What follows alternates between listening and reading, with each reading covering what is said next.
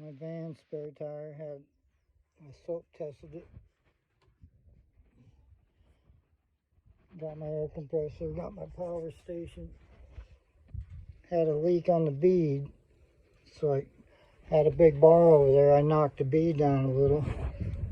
All I got's pipe dope today, so I went all the way around the rim, and if it's rusty or something, the brush cleaned it a little bit. I'm getting ready to fill it up and see if it holds air. The other side was okay, and I didn't find any punctures on it. This might seal it up.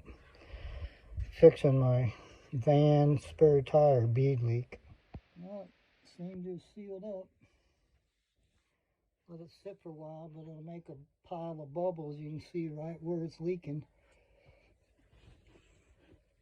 They make a tarry compound to seal the tires, but all I had was pipe dope. I'm a plumber.